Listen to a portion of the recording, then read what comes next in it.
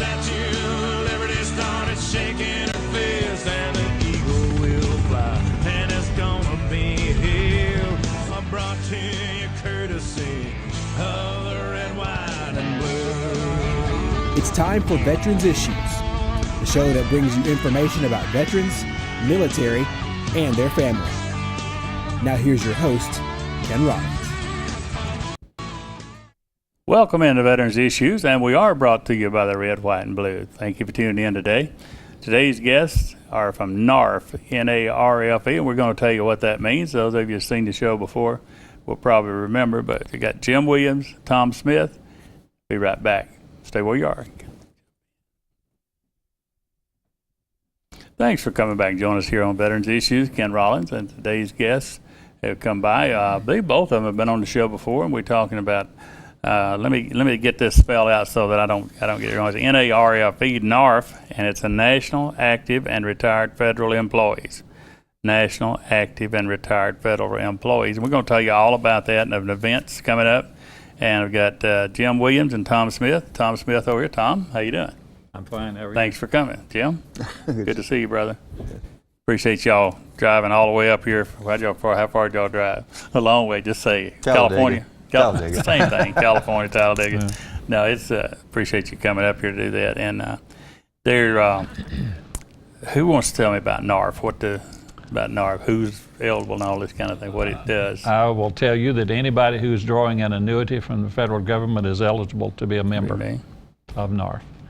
And I'd like to emphasize that the active in our name, that was added some years back, and a lot of people still don't realize that working federal employees can be members of NARFE. About military? Military, we welcome military. Okay. And as I retired man, I started a depot. What is that? If I was working at the depot now, how would NARFE, why should I join NARFE? I think I know. Well, we protect your benefits, and of course the benefits of working employees in the past year have been more under attack than those of retirees. Sequestration, furloughs, loss of jobs, those kind of things, pay freezes, those have been in the news, and we have people in Washington who go over on the Hill and lobby Congress to maintain our benefits as they are, as we have earned them. Yeah, that's the key, Jim. You know, you go out and you've earned something, and then somebody tells you you can't have what you've earned. And what Tom was talking about, I see more and more that, the TRICARE, the things that people take for granted that you were told years ago, work 20 years, 30 years, whatever, you can retire, and you base everything on that, and then you see that people can actually take that away. Yes. If the government give it, they can take it away, can't they? Right. So you're an advocate. You're an advocate. Your group is an advocate for. I think it's important for people to understand that NARFE is not a union. It is strictly an advocacy organization to that extent, but that is our focus. NARFE's reason for existence is to try to advocate for those earned rights and benefits of federal employees and retirees and survivors. I just don't understand how, our legislative body, it's like there's where we can go at. We can look at races we can cut, or way we can get funds, we'll go take from civil service employees, we'll take from the military, and it's like at some other place, or somebody's working on something. These people have already earned, and you've counted on that, and it's such a, I asked you about the active duty personnel. How would NARFE benefit one of them? Somebody's in the active military, whichever. Active military personnel. Yeah. There again, they have a voice with us.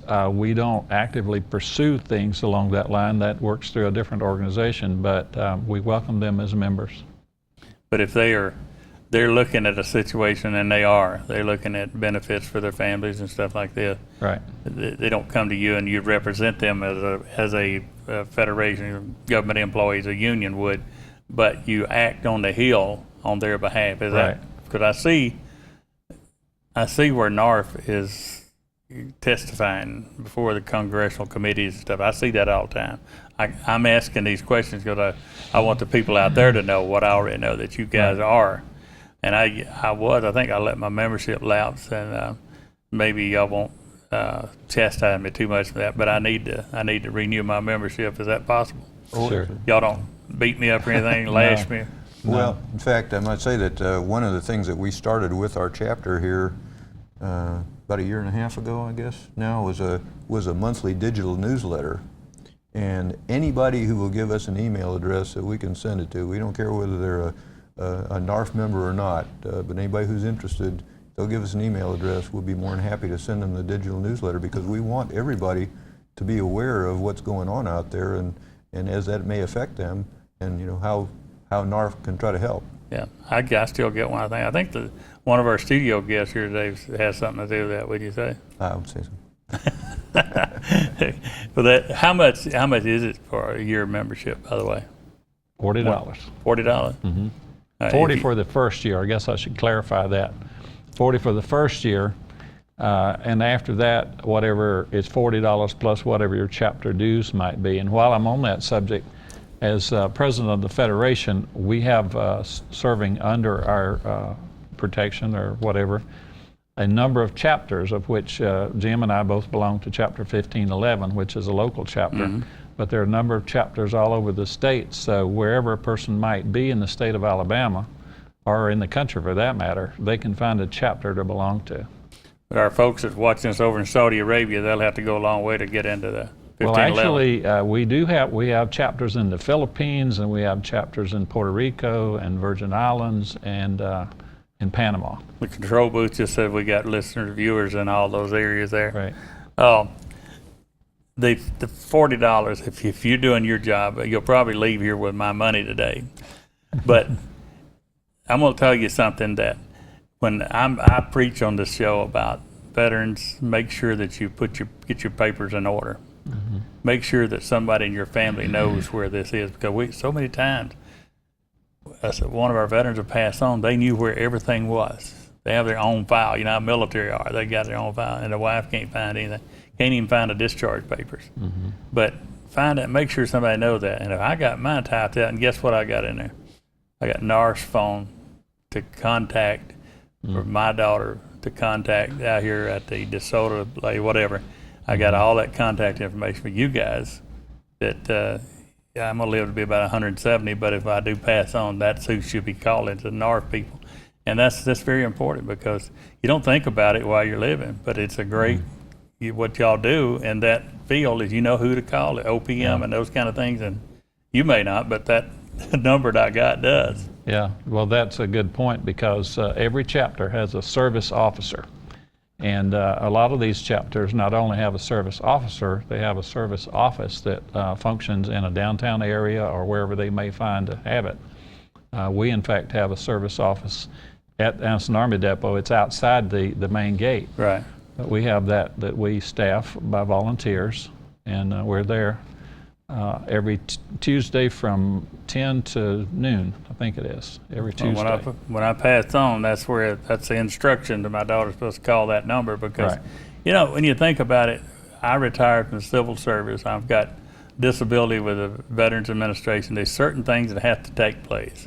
I tell people about getting your 10 copies of a death certificate. Mm-hmm. I'm just going through that with a family member, that just having to run into that. If you want to, if the wife wants to cancel your credit card, whatever, they won't take it unless you got a death certificate. And sometimes it has to be the real thing, not a copy of, and all these kind of things that the NARFE people can help you do, and just to know if you love somebody, you want to leave them in good hands. We got to go to a break. Come back. We're going to talk about this special event coming up down at the Oxford Civic Center. Can we do that? Sure. We'll be right back. Get your pen. You're going to need it on this next one. Welcome back to Veterans Issues. We're talking to Tom Smith and Jim Williams with NARFE. We're talking about NARFE, and we're going to talk about a special event. Before we do, I let my membership elapse. I want the record to show that I'm taking care of business. Tom, I'll take you your help money. me out, buddy? I got it. You're covered. Check it. Make sure it's real. It's real money. Right. So I don't just talk the talk. I'm back here. I'm taking care of now. So y'all you do all those things. We're talking about You have something you want to add on there about what I was talking about when you pass on the pamphlet or something, what to call it? I did, and if they remember nothing else from today, they remember the website is NARFE.org, where all these pamphlets are. And I wanted to mention one called Life's Events. And you were talking about having everything in a place where your family members could find it. That's all been thought of ahead of time by NARFE, so we got this pamphlet out there. You get one of those sent to you through the mail. We recently had a training session for our chapter where we walked our people through that.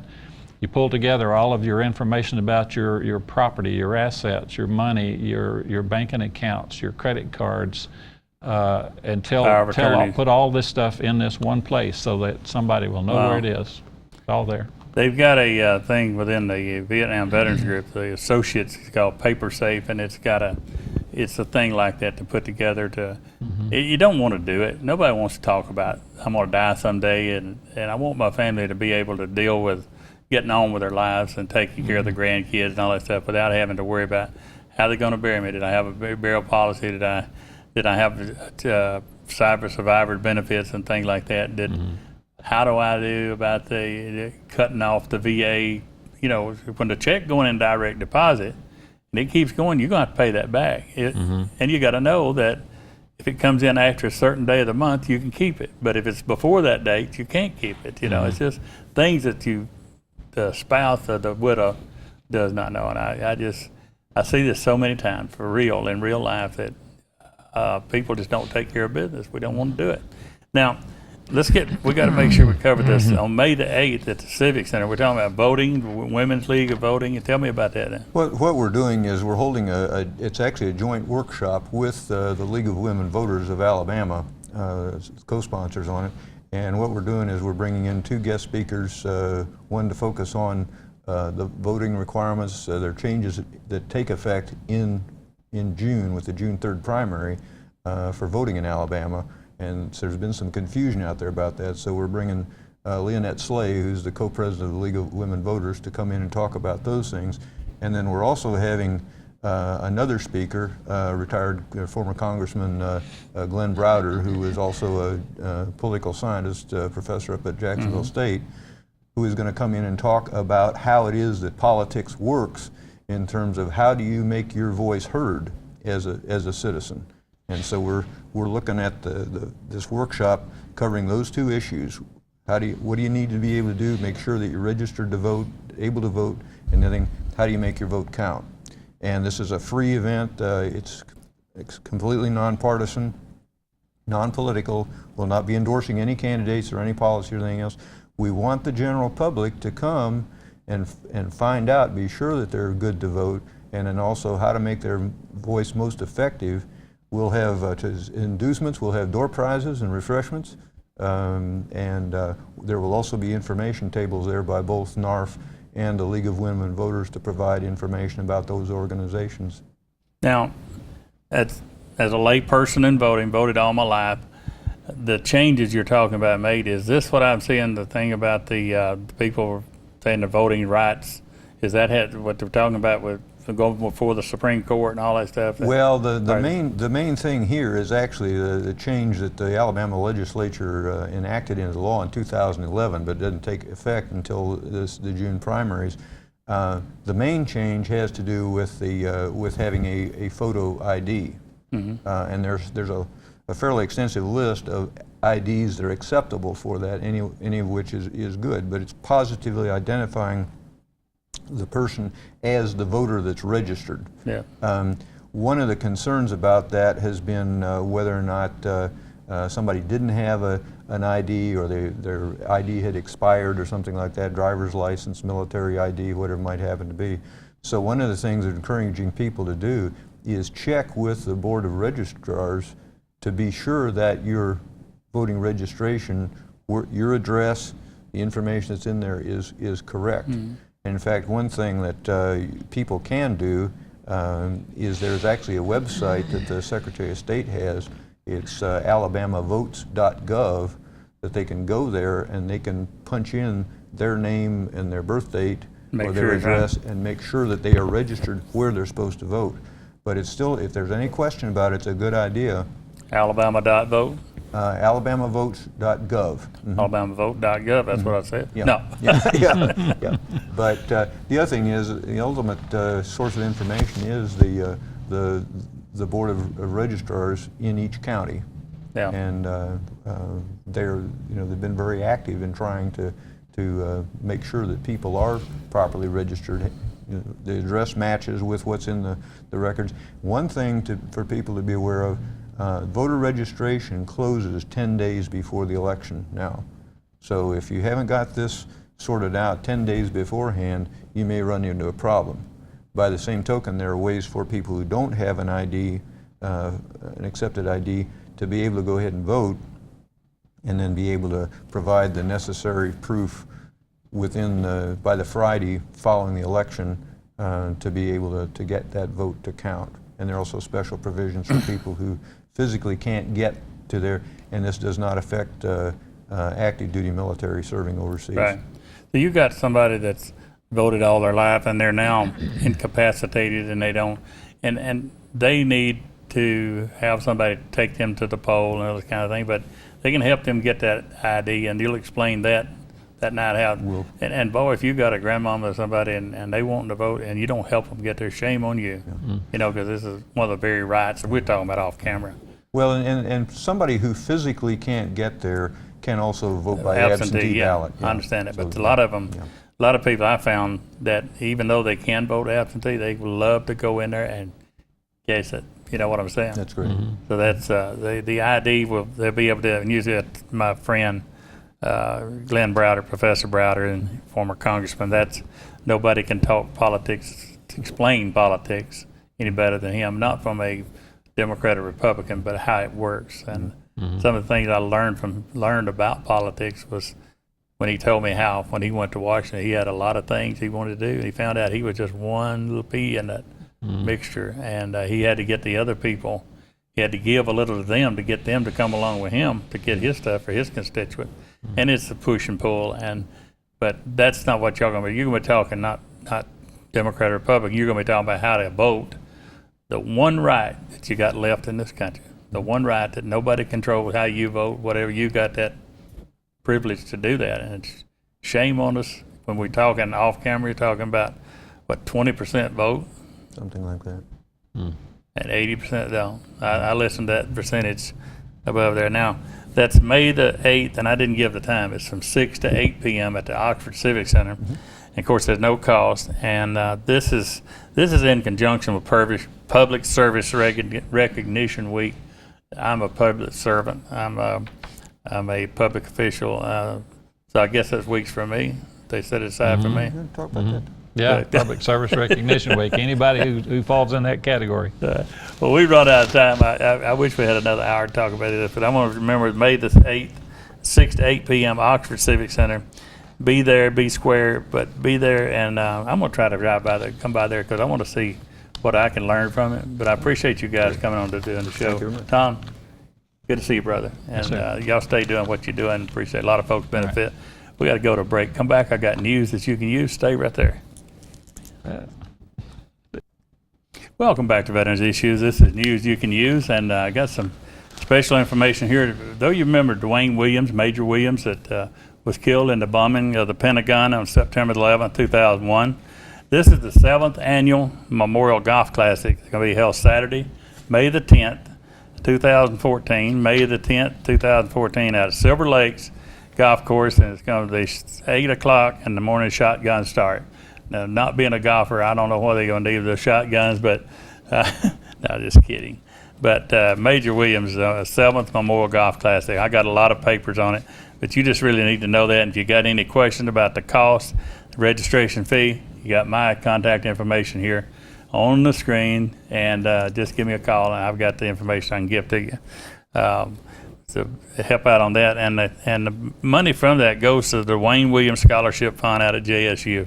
Those of you know, Dwayne went to, we call him Fish. He went to JSU. He's local Jacksonville boy. Anyhow, anyone that has an automobile that they want to donate for a tax credit, we have some folks that are in need. You know, there's no system out there that helps a grandmother get an automobile to go see her grandkids. But I got a couple of folks that, especially one that needs a vehicle. So if you so you want to have one, get a tax write-off on it, give you a receipt for it, I'll be glad to do that. My phone number is 256-831-2838. Just give me a call, and if it's dependable transportation, and you can get some value for your old vehicle. Memorial Day, May the 26th at 11 a.m. at Centennial Memorial Park. We do this every year. Got some plans this year for some great music. We'll do some change arounds. Got some other songs that you hadn't been hearing. And Steve Chappell will be coming up from Augusta, Georgia, as usual. He's going to do some awesome songs, and so with Ryan Robertson and the others. And so May the 26th, that's a Monday, at Centennial Memorial Park. I want to thank WEAC TV 24 for giving us this time every week to bring you this information. And if you see the Veterans Moments that come on several times a week, thank Steve Hurst, K.O. Brown, and Randy Wood for those being allowed to air here on it. It tells you, veterans, what bills are being passed in Montgomery. If you don't get it here, tell me where you can get that information, anywhere in the state of Alabama.